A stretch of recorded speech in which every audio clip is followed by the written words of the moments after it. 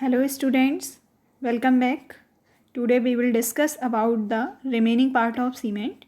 In previous videos we have already discussed about the field test and some laboratory test, in which we have discussed about the lump test, smoothness test, shrinking test and some strength test also.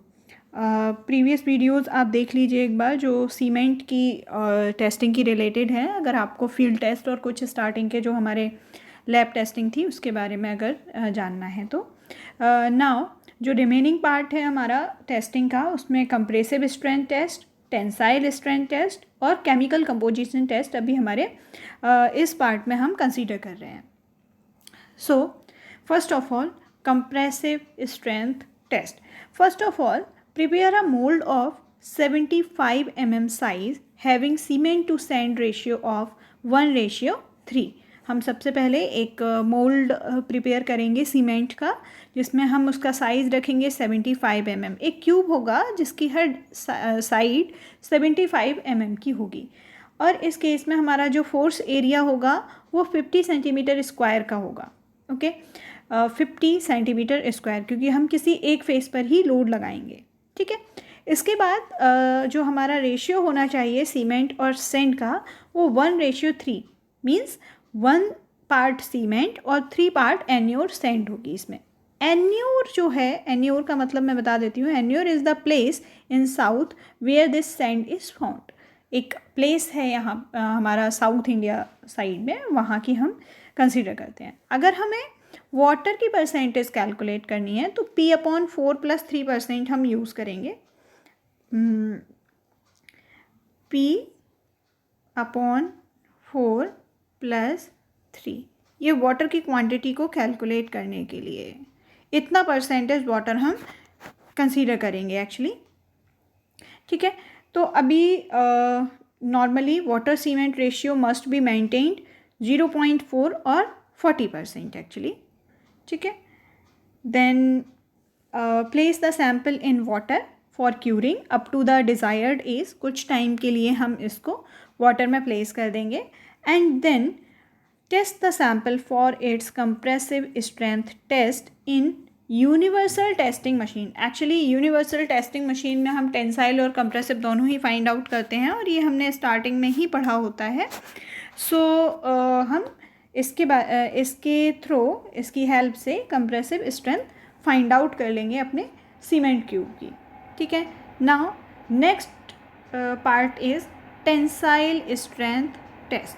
ठीक है.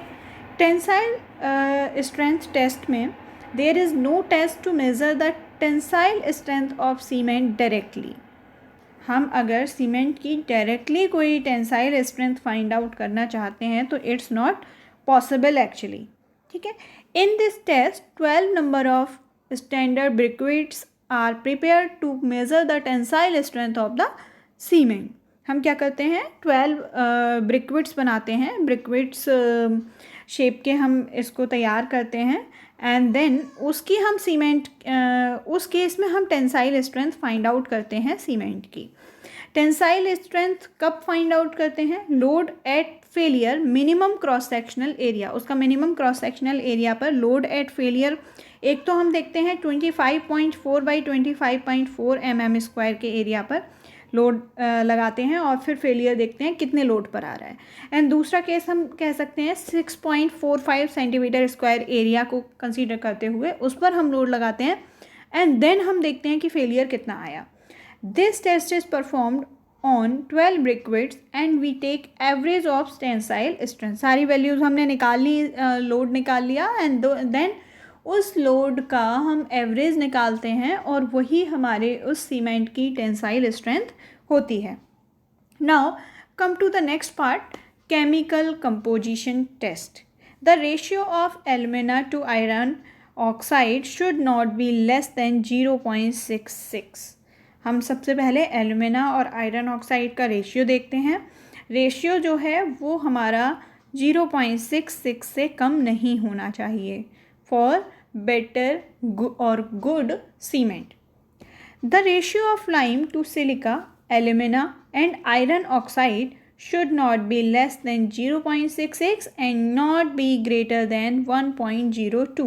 हम क्या देखेंगे इसमें, silica, alumina और iron oxide का ratio देखेंगे। ये रेशियो 0.66 से कम नहीं होना चाहिए और 1.02 से ज़्यादा नहीं होना चाहिए।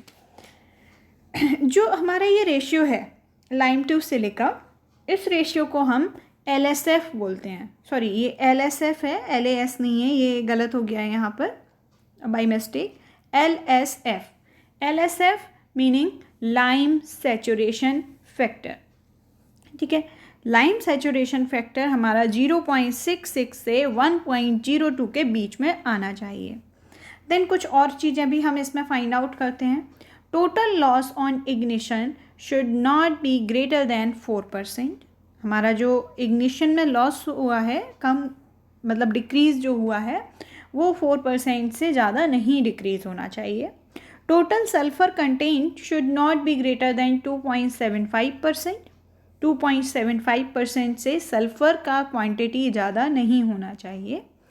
And then total insoluble residue, जो ऐसे रेजिड्यू सीमेंट के अंदर जो हमारे वाटर में सॉल्युबल नहीं होते हैं, वो 1.5% से ज़्यादा नहीं होने चाहिए। मैग्नीशिया की जो क्वांटिटी है, total magnesia should not be greater than 5%। ये हमारा 5% से ज़्यादा नहीं होना चाहिए। तो यहाँ पर हमारी सीमेंट की टेस्टिंग फिनिश होती है। ऑलमोस्ट हमने सारे टेस्ट कंसीडर कर लिए हैं। अगर इससे रिलेटेड कोई भी क्वेश्चन ऐसा लग रहा है जो मैंने कवर नहीं किया हो या फिर आपको पूछना हो, you can write down in comment box. ठीक है, इसके बाद नेक्स्ट जो हमारी वीडियोज़ होंगी उसमें हम टाइप्स ऑफ सीमेंट को कंसीडर करेंगे, तब हमारा सीमेंट का पार्ट कंप्लीट होगा। ओके।